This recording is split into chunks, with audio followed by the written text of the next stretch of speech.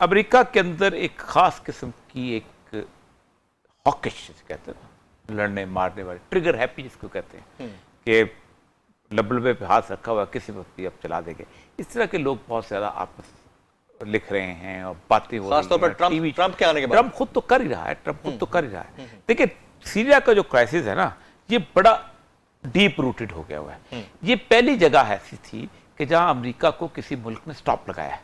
America Afghanistan में घुसा, किसी ने स्टॉप नहीं लगाया, जो मर्जी चाह करा।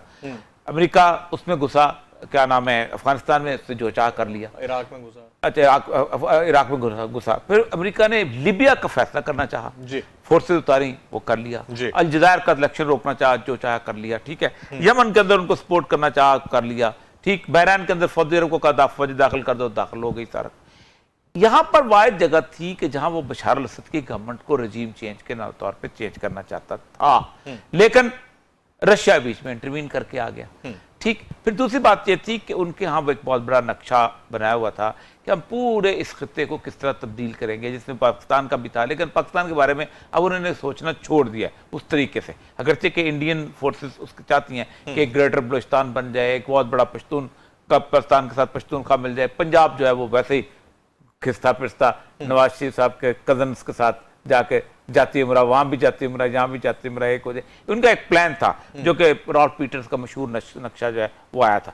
लेकिन मैं आज आर्टिकल पढ़ा था, इस वक्त देखें जो अखबारें भरी पड़ी हैं, why ways America military would crush Russia in war. ये क्रश रशिया का लफ्ज है ना, कभी आपको याद होगा कि पाकिस्तान में क्रश इंडिया का स्लोगन चलता होता था और 71 में चला था। जी जी, क्रश इंडिया जैसा 71 में चला था, ठीक। कितने मजे का खेल रहा। और उसने कहा है, उसने भी टेक्नोलॉजी, ये अमेरिकन रीडर्स को बताया जा रहा है, यानी वॉर हिस्ट्री क्रिएट करने वाली बात है ना, कि हमारे पास जनाब एक तो ओहायो ब्लास्टिक मिसाइल सबमरीन्स हैं जो तुम्हारे पास नहीं है, ठीक है। और ये रशियन वॉर वेपन के बारे में मैंने न्यूक्लियर उसके अंदर कैरियर शामिल है, बाकी चीजें शामिल हैं। फिर उसके बाद उसने दूसरा बताया कि स्टेल्थ टेक्नोलॉजी, स्टेल्थ टेक्नोलॉजी वो टेक्नोलॉजी है कि जो नजर नहीं आती रात के वक्त, जो हेलीकॉप्टर जब चलते हैं। आपको बताओ उसामा बिन लादेन जब आया था तो जो स्टेल्थ टेक्नोलॉजी वाले जो है हेलीकॉप्टर जो थे वो लेके आए थे, ठीक। और ये जो यूक्रेन का जो इशू था उसके अंदर भी अमेरिका ने इसके अंदर 2 एक हेलीकॉप्टर भेजे थे, जिन्होंने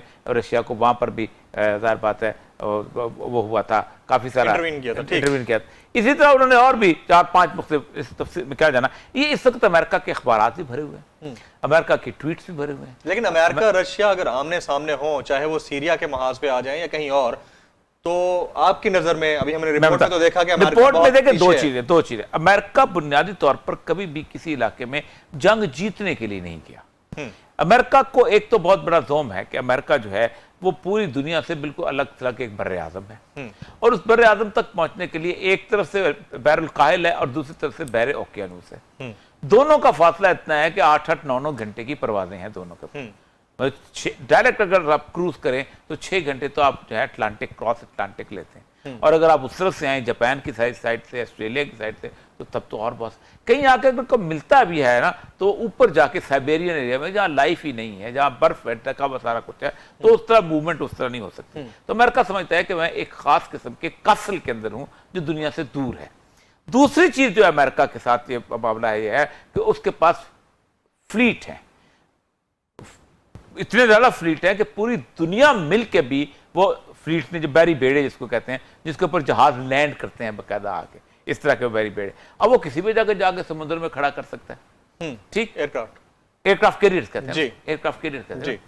तो वो कहीं भी जगह खड़ा कर दे तो उसके लिए तो एक जजीरा बन गया ना वहां पर, वो फ्लीट जाता खुद जजीरा बन सकता है, वो वहां से बैठ के अपने तोपें भी फायर करेगा, बाकी लेकिन जमीन पर हकीकत जो है बिल्कुल मुख्तलिफ हो जाती है। जमीन पर फिर रशिया के पास पावर्स हैं, टैंक्स उसके पास हैं, फौजें उसके पास हैं, बॉर्डर उसके नजदीक हैं, बड़ी आसानी से घुस सकता है। लेकिन उसके लिए फिर अमेरिका अपने एलाइज तलाश करता है, जैसे अफगान वॉर में पाकिस्तान को तलाश किया था, जैसे वियतनाम के अंदर उन्होंने जनूबी वियतनाम को तलाश किया था। अभी कौन से एलाइज है अमेरिका के? अभी अमेरिका के मामले पर देखें, शाम के मामले में उसके 2-3 एलाइज तो बन रहे। एक तो इजराइल बताते खुद एलाई, बहुत बड़ा एलाई। फिर उसके बाद शाम के मामले के अंदर उसके सऊदी अरब वगैरह एलाइज है, किसी ना किसी तो सपोर्ट तो उसको सपोर्ट तो है ना, सपोर्ट तो खामोशी भी ठीक, सपोर्ट होती है। लेकिन अमेरिका करता ये है ना कि अमेरिका अपने एलाइज को भी धोखा देता है। टर्की इसका कितना बड़ा एलाई है, लेकिन टर्की के खिलाफ उसने जो कुर्दों की मूवमेंट जो है पेशमर्गा वाली वो चला दी। अब पेशमर्गा को उसने खासतौर पर खड़ा किया, पैसे दिए, ये किया वो किया।